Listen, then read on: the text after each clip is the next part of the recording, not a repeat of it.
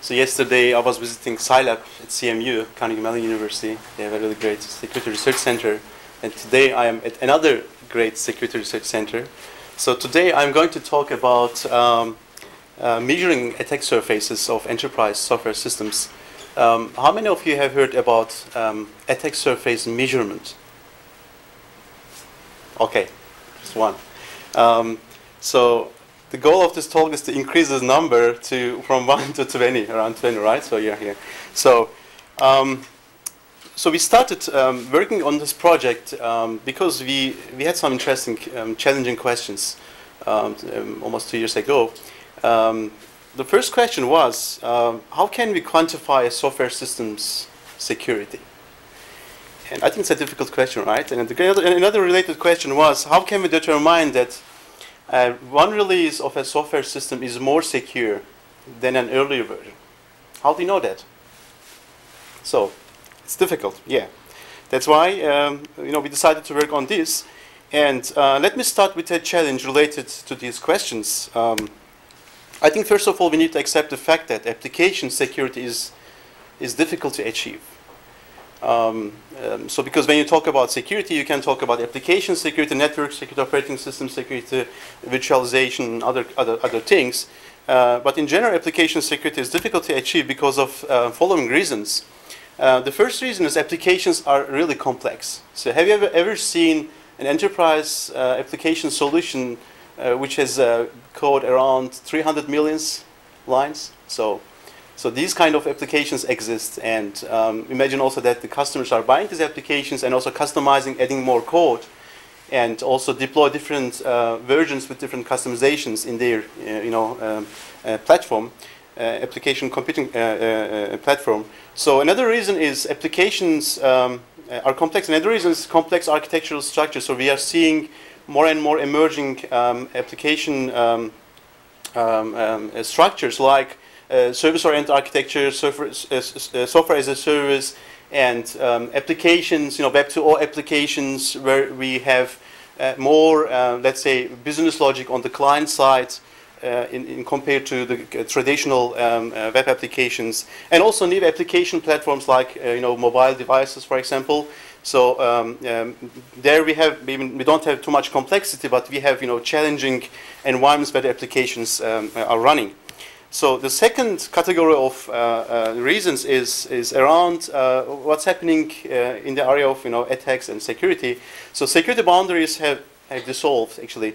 If you look at today's applications, the applications are open to the public. You can deploy an application as a web application, and everybody can see this application. Of course, you have to have necessary credentials to work on these applications, but the attackers may also somehow use web to enter these applications, access these applications.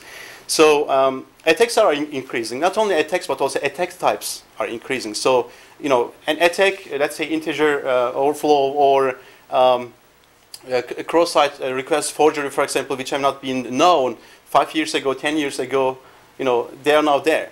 So the applications written 5 years, 10 years ago, so they didn't know that this kind of attacks would happen, and they were not prepared to defend themselves against this kind of attacks. And another interesting thing is that attackers are focusing more on applications. So they allow applications. So and of course there are more potential attackers and more sophisticated tools. This means that the attackers don't really need to have a lot of knowledge to conduct, let's say, attacks which might have huge damage potential. So what is the industry doing? Industry has been doing lots of things around code quality. So we are trying to improve the code quality, right? So what does this mean actually? So I think the best thing what you can do is with today's standards, you can try to integrate. You should actually integrate the security into software development lifecycle, right? So you have requirements phase, you have design phase. Let's say you have implementation, quality validation, and then you deploy the application, the customer environment, for example. So there are lots of things what you can do in each of these phases. I'm not going to talk in detail about these things, but for example, during the requirements phase, of course, you should understand the requirements, the security requirements driven from your company's policies and also some regulations, for example. And in the design phase, you should create some application threat modeling, and you should perform security risk assessment and follow some security design principles, because design is extremely important because implementation will be based on design. And then you should create some security test cases. Actually, you should also look at the abuse cases, right? So you create abuse cases. And during implementation, hopefully you have really good secure programming guidelines, and the programmers or developers are trained in using these guidelines. And then they do programming based on these guidelines, and then you still run some automated security test cases, and then, which is very important, you perform some security code review, which might be automated and or a combination of automated code review plus manual code review, because today's automated techniques, static analysis techniques are not sufficient to find all kind of vulnerabilities. You really need to do a manual code review. So, and then in the quality validation phase, then you do additional things. If there are some security bugs remain, then hopefully they will be found during the quality validation. Again, you do other kind of tests, penetration tests, for example, and then hopefully your software is secure, and then your software is probably certified, saying, this software is secure, it looks secure. And during the production phase, this is very important. If you configure your software in a wrong way, so a lot of things can happen. Most of the, not most of the, but an important portion of the security problems arise, around misconfiguration. Okay, so all of these efforts are trying to reduce the number of design and coding errors, right? So we are trying to find all possible design and coding errors, and we are trying to remove them before we deploy the applications in let's say, customer environments. So the question is now, is code quality improvement enough? So the answer is this graphic, right? So look at the number of vulnerabilities from 2000 to 2007. So you see, the number of vulnerabilities, reported vulnerabilities, has been increasing. So of course, if you do all of these things I explained in the software development lifecycle, your application is probably, let's say, secure enough. Might be secure, secure.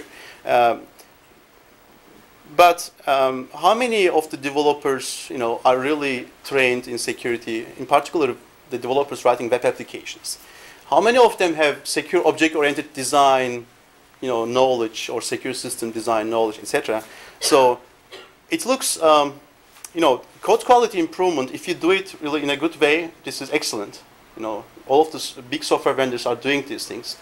But it looks it is not really enough, right? So what we can say is our code is only perfect by today's standards.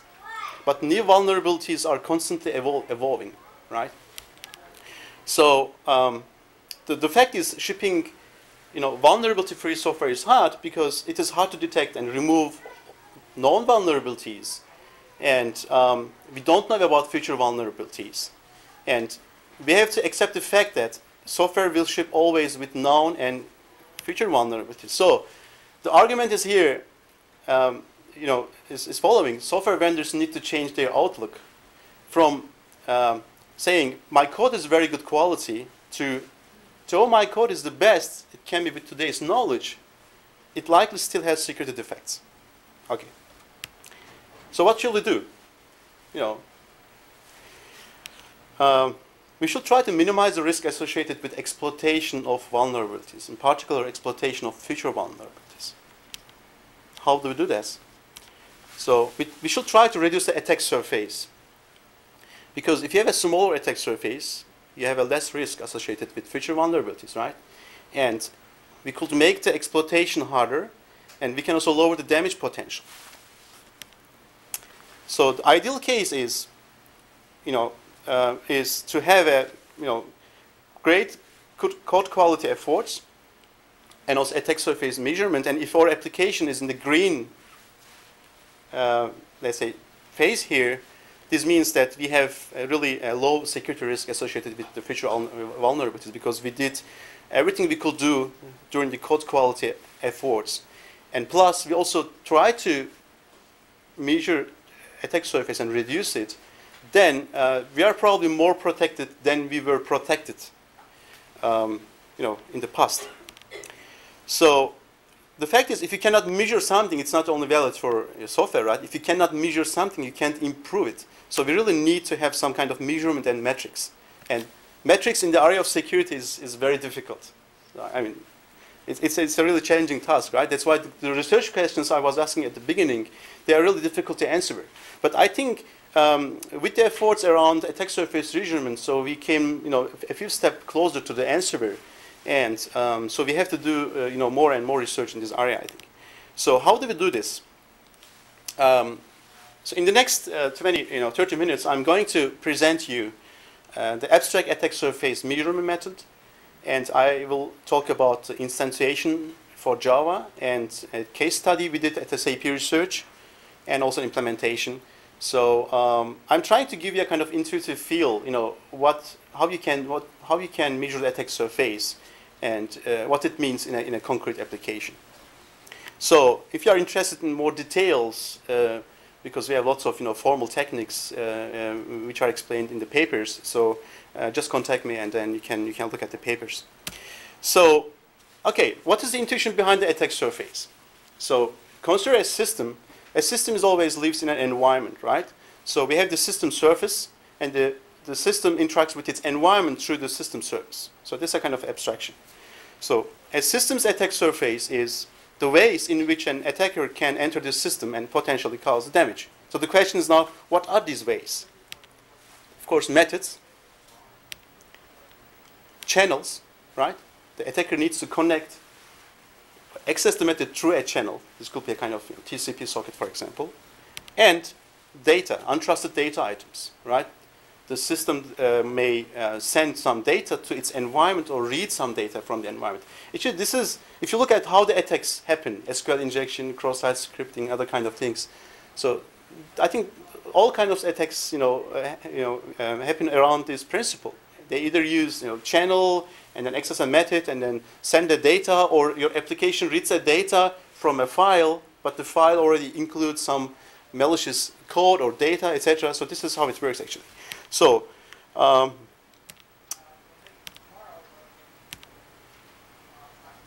okay, but the important thing here is, you have resources in your software, but not all resources are part of the attack surface, right? So I think the naive way will be to say, you know what, I count the number of bugs I find and then reduce them and then say, okay, my software is now more secure. We really need to look at the code. We really need to look at the sources, because if the software causes security problems, we really need to understand our software and then see what kind of resources are contributing, how much. What is the damage potential associated with each individual source? So, so the interesting resources are the resources that the attacker can use to send data into or receive data from the system, and that's why we need to identify the entry and exit points. These are the methods and other things like channels and data items, etc., so that we know, which resources are more relevant than others. Another thing is, not all resources contribute equally to the attack surface.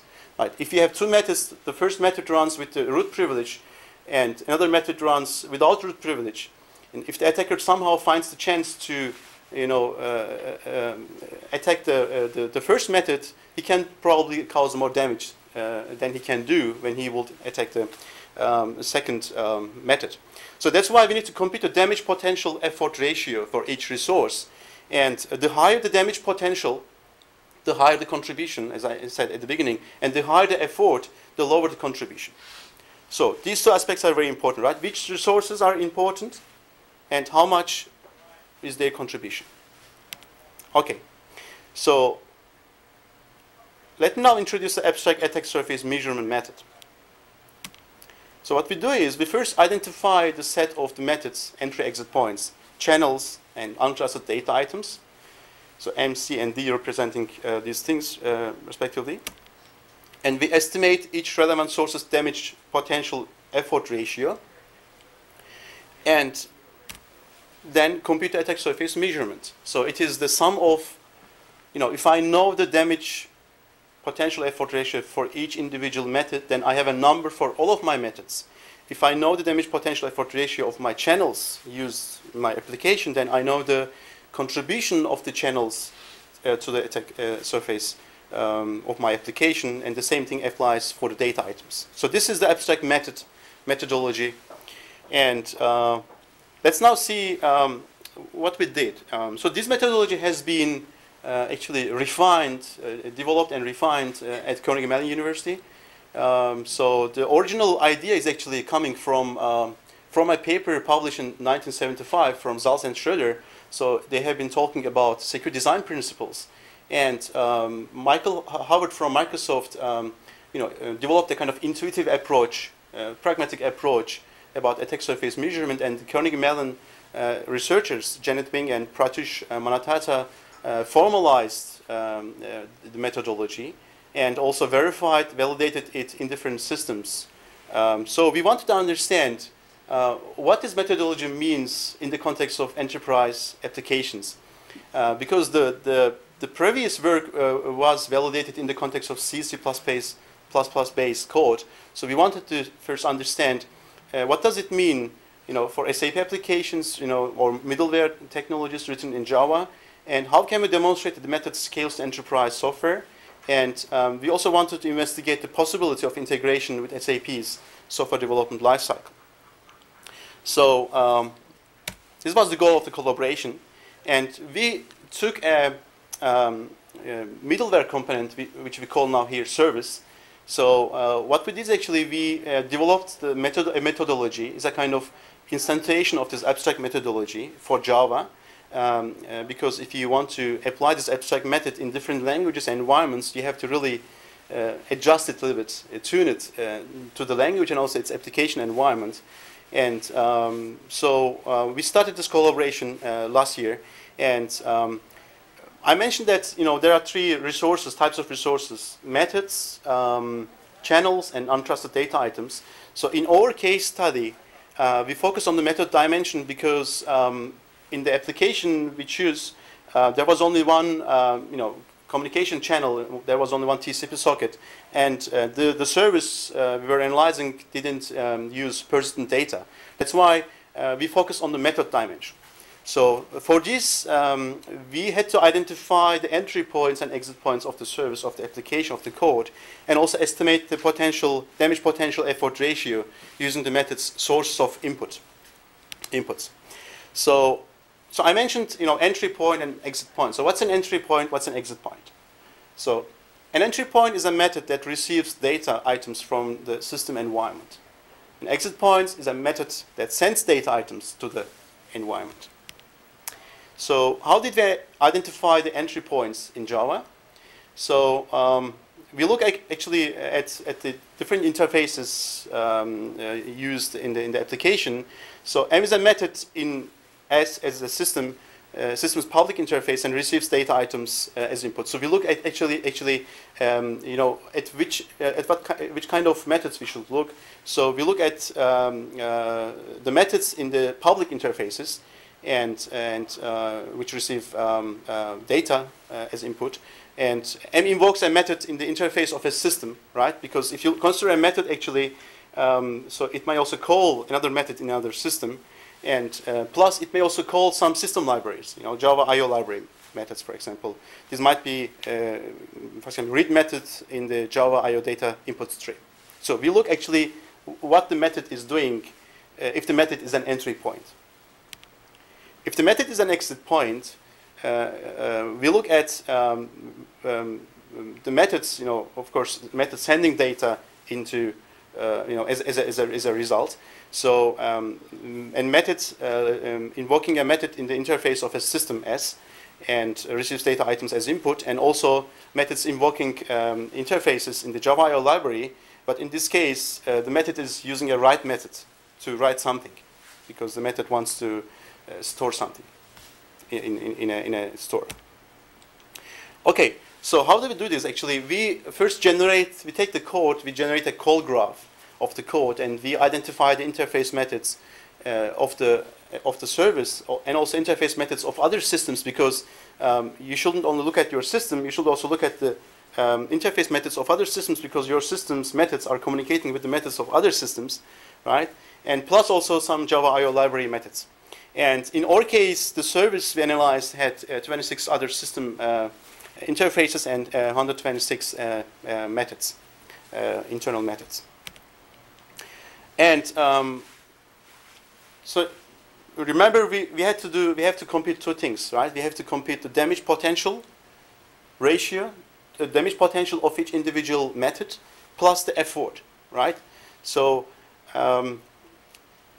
in this case, in this application, we had to look at the sources of input instead of privileges. In case of C-based applications, when you do the attack surface analysis in C-based applications, you look at the method's privilege.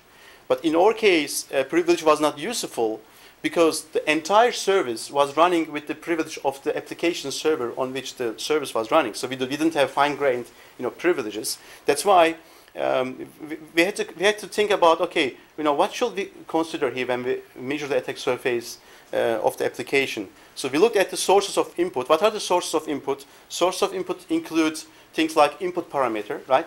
Because a method had some input parameter, receives some data, or returns some data maybe, and also calls other systems, and also communicate with the data stores. So for example, if you look at the SQL injection and cross-site scripting, what happens there is a method receives data items from an attacker as an input parameter in case of these attack types. So then it makes sense to consider sources of input in order to compute the damage potential. The same thing applies to another attacks, like a method receives data items from the data store in case of file existing check attacks, right? The attacker wants to know, does this exist, or not? So in this case, the method needs to invoke or receive data items from the data store. So in order to compute the effort, we look at the access rights related to the methods. So for this purpose, since we have two types of interfaces, internal, public and internal interfaces, like public interfaces which can be called by other systems and from the environment, and internal interfaces which can only be called by the application itself. And that's why we look at two types of access rights, public and internal access rights. So so the interesting thing is now, okay, let's say we identified these things, and how do we now compute the damage potential? So we somehow need to assign some numbers. For example, is input parameter more important than data store and other system? Because we somehow need to give some weights, to these kind of inputs of resources, which are very important to compute the damage potential. So what we did actually, we looked at the threat modeling, which has been done in the context of the SAP service, and we tried to understand what kind of attacks are possible in this kind of applications. And we found that parameters, for example, are extremely important. As I said, for example, SQL injection, cross-site scripting are misusing the input parameter of a method. That's why we gave some weights. But I'm not going to talk about why we really gave 5, 3, and 1, or not something else. So there is a sensitivity analysis technique which has been developed at CMU, and we used their methodology and experiments to give these weights. But I have one question. Sure. Which is the following.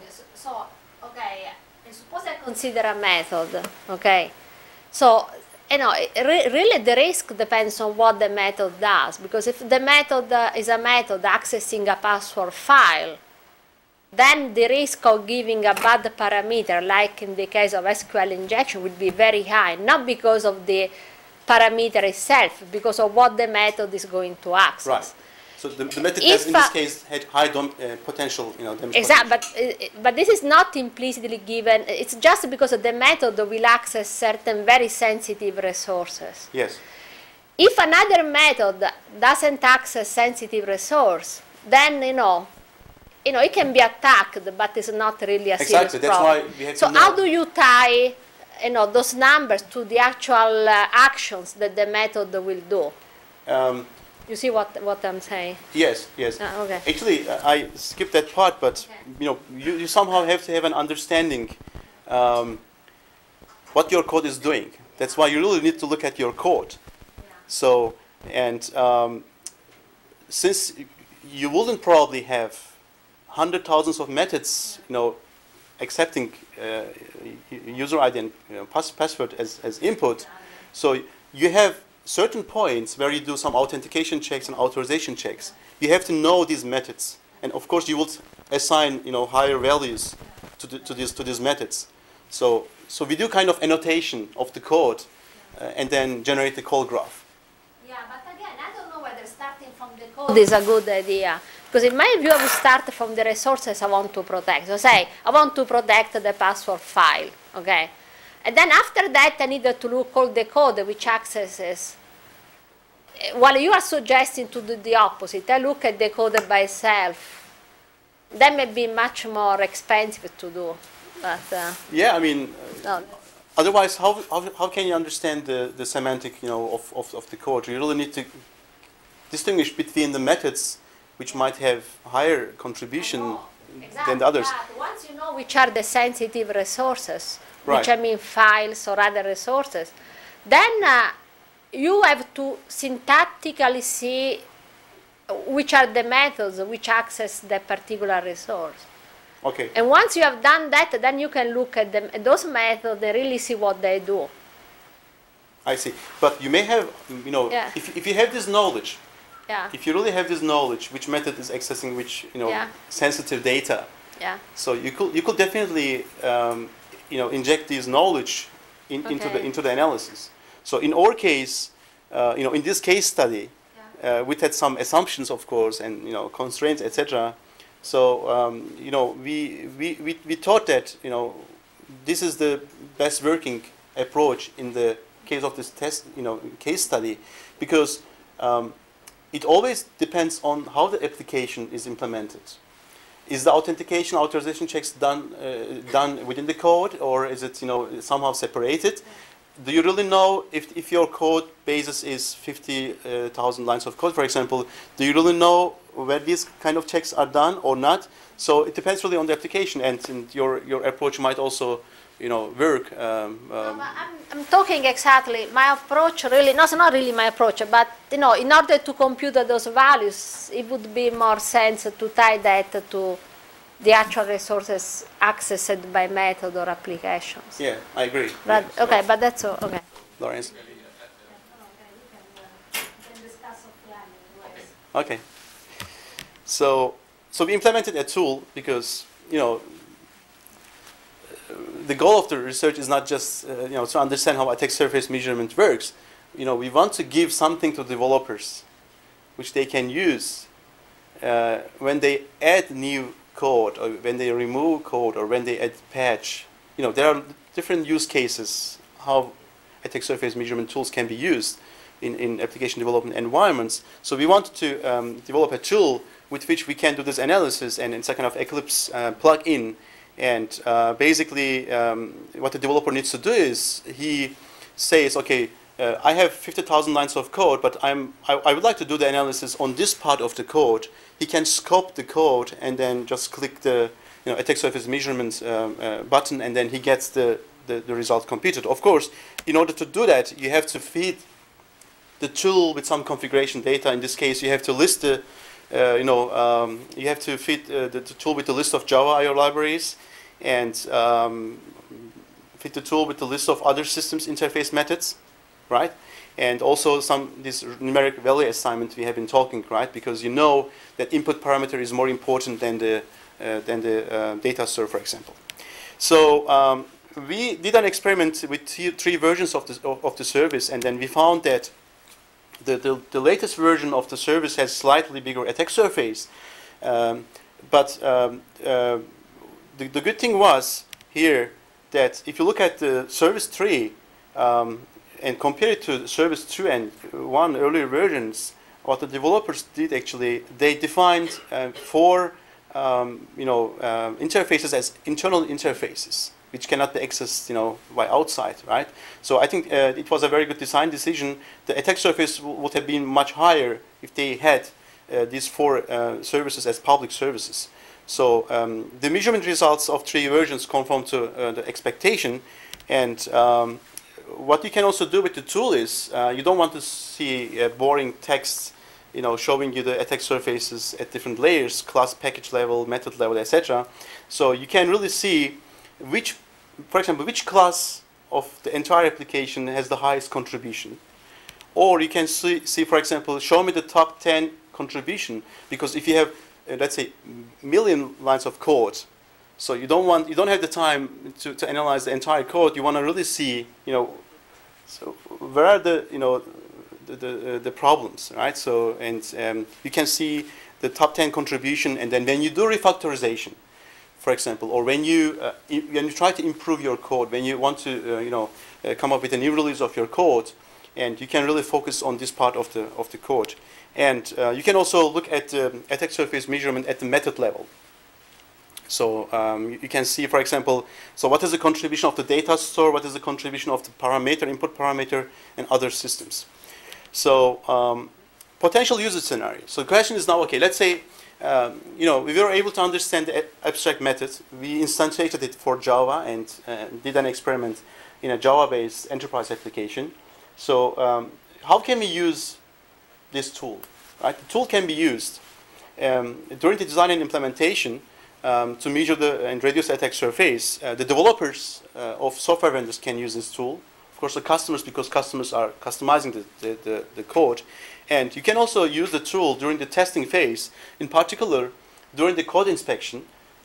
Because imagine you have now 3 million lines of code and you want to do code inspection. Usually the software vendors are doing code inspection in order to catch the performance-related, security-related implementation bugs and defects. So, but they don't have the time to do the code inspection on the entire code.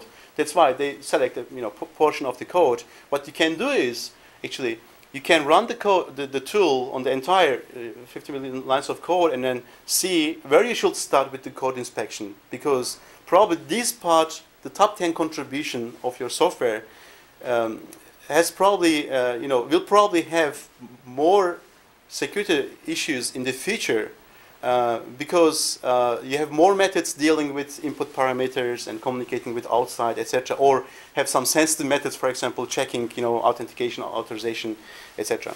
So you can also use the tool in the deployment phase. So we don't do it with the current tool, but I can imagine that for example, each time customer system administrator configures the application and changes the configuration, he can see, okay, now with this configuration I have the optimal or the minimal attack surface, right? So, during the maintenance, if you add some patches, for example, you can also see, does this patch increase the attack surface? Because if you found a security bug and you add a patch to your software, it will be great if the patch wouldn't increase attack surface. It probably solves the problem, removes the bug somehow, right? But it may open some other channels. So that's why the ideal case is, adding patches in a way that the attack surface doesn't increase. So what we believe is, we believe that the complete risk management requires the combination of code quality and attack surface reduction. I'm happy that we started with the collaboration with CMU, and then we are now, we have a now better understanding what attack surface measurement will mean in the context of enterprise applications. And currently, we are exploring the use of attack surface measurement in code inspection, as I mentioned. I think this will be a great, let's say, tool in order to do the code inspection in an efficient way. And so we did the analysis in Java-based applications. We plan to extend the work to JavaScript and ABAP is SAP's proprietary, it's a database-oriented language, and most of the application or logic has been written in ABAP. And we also need to find the kind of range, because so you have seen these graphics and numbers. So if you look at this tool, it is possible to give a threshold, because with each threshold you will see different numbers. So the question is now, what is the threshold? You won't be able to probably find a number like if it is under 50, then you have a less attack surface, or it's acceptable. You will probably need to come up with some ranges, right? This is the kind of optimal acceptable attack surface. And we also need to prepare kind of attack surface reduction guideline, because the tool is measuring the attack surface. Now the question is, once you have measured the attack surface and it doesn't have an acceptable range, how do you reduce it?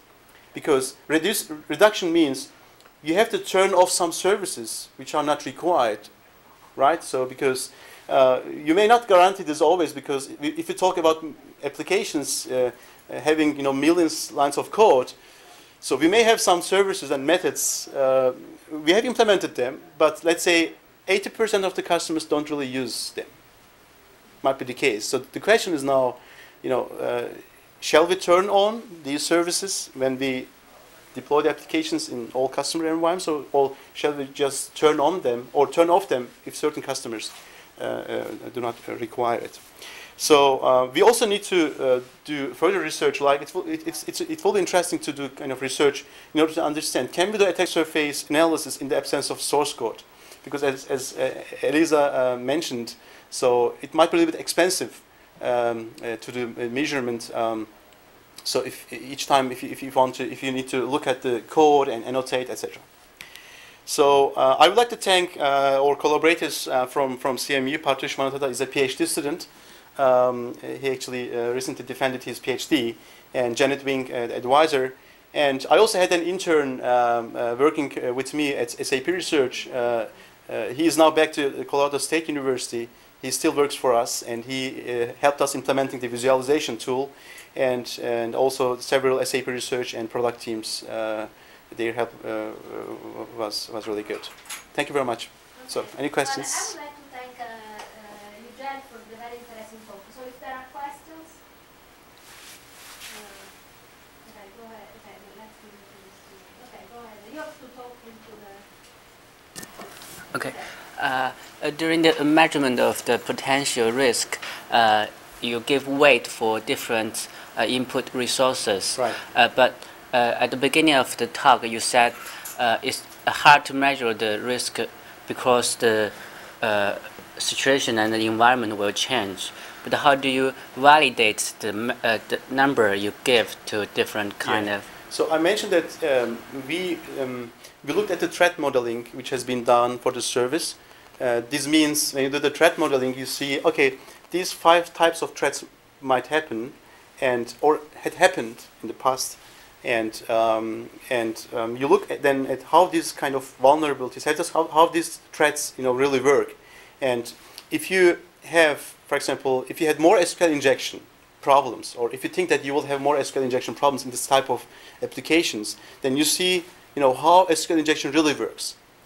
And if SQL injection uses input parameter or misuses input parameter of a method, then you give a higher rate to this certain input parameter of the method. So somehow you need to understand the challenges, threats around a service. Otherwise, you really need to you have to feed the tool with some weights which make sense for individual applications. So there won't be any attack surface measurement tool or approach which will work for all kind of applications. So otherwise, we have something like this, automated static code analysis tools. You can buy them, or you can hire companies to do this analysis. They don't find everything. They don't find everything because they don't really understand the semantic of the code. So, or at least most of them don't understand. So you have to understand the threats around the service, and then give the weights based on the possible threats and how these threats happen. So you kind of predict the possible kinds of attack. Right. You actually, either you predict it, okay, or you look at, for example, earlier versions, deployments of earlier versions in customer environments, and or other kind of applications, or vulnerabilities happen in similar application types. And you know, if you, for example, look at different type of applications where SQL injection happens, you have a kind of understanding how this attack really works and in which kind of applications. So you have to predict it, yeah. Yes, I have a specific question about the data you introduced at the beginning. Because you talked about method, channel, untrusted data items, and untrusted data. How do you define them exactly? Are data which are, let me say, input to the application directly by the caller of the application through parameters of a method, or are other kind of data, for example, data contained in a kind of data store, so possibly managed by an external component? Yeah, so I think it is not that difficult to find the channels and you know, data items, because if your application runs on an application server, and you can see, okay, you know, through which sockets the user's request actually, you know, accessing this application, and in which databases, in which files this application is writing or reading from. And in case of methods, we use this, you know, call graph generators. So because in a very complex application, because I mentioned here only the direct entry and exit points, direct methods. You may also have indirect entry and exit points. So we didn't look at these indirect entry and exit points, but you would extend the call graph generators, you know, to find these things. So the answer is, in particular for the methods, you know, you have a call graph generator showing you, you know, what are the entry points and what other methods these entry points are calling, you know, what are the parameters, and are they writing into a database, or calling the public interfaces of other systems, or calling the methods of the Java library, for example, IO library. Yeah. So if you are interested, we can talk about, you know, how this call graph generation really works. Yeah, so we have because my let me say, my point and my impression is that what we lack really is a good confinement of the problems. Okay, and so one of the most difficult problems to tackle are, let me say, vulnerabilities or attacks which might arise by, let me say, not directly but indirectly. Yes. Some data which was modified by someone else, or some data which was modified by the application under consideration, but through a number of different steps. I understand. And this really tends to make the tree of paths that you must follow, right, so unmanageable. I think it depends on the quality of the attack surface measurement method.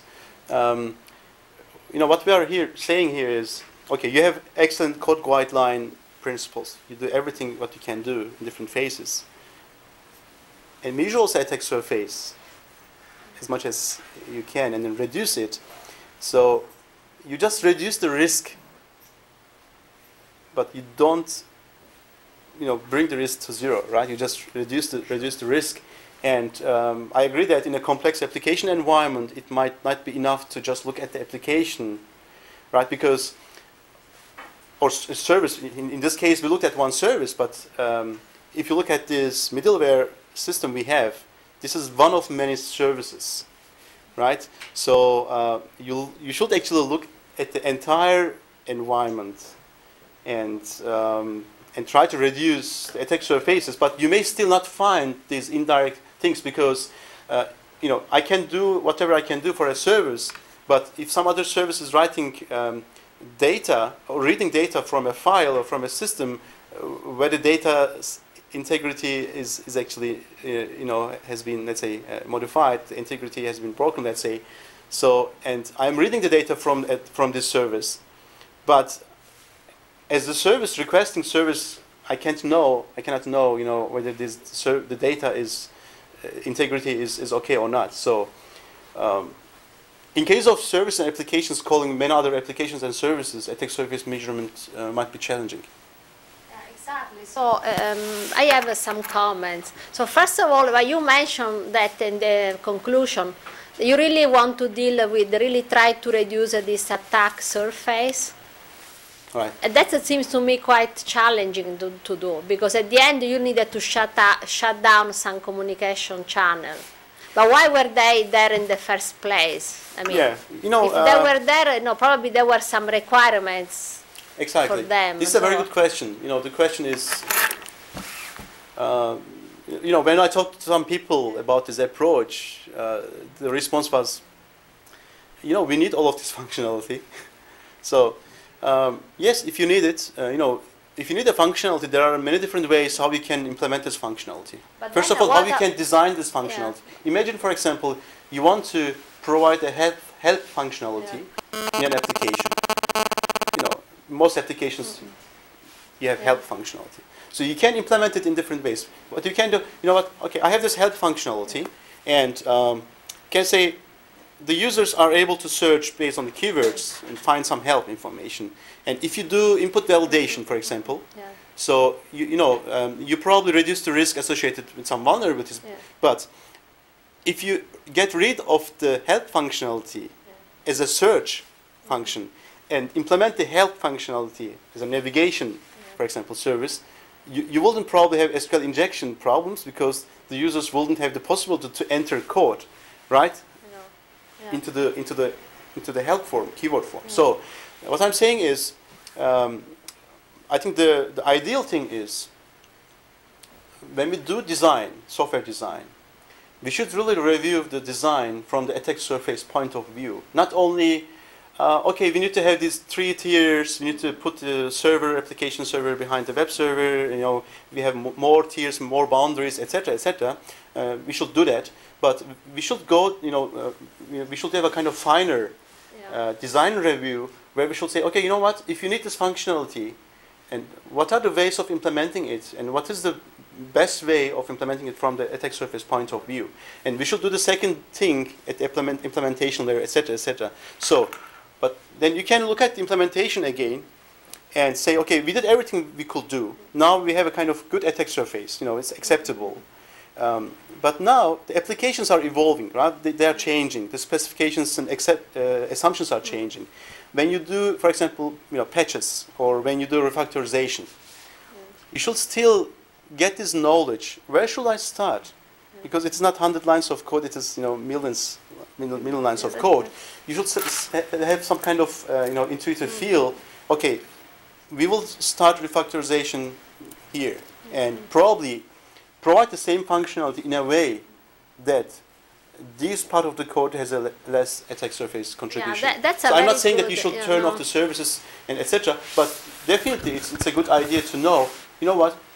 If one service was in this top 10, for example, area, and 80% of the customers don't use really this service, let's turn this off.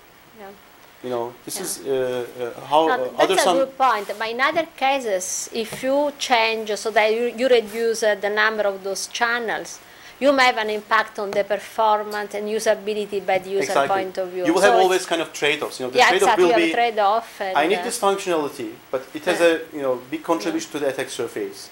So you should try to somehow reduce, if you can redesign or re-implement it, etc. But if you cannot do that, at least even if you cannot reduce it, at least that this part of your code in these million lines of code has the has the highest risk. Yeah, so you can. And the question is now, without measuring it, you don't know it. Yeah, that's.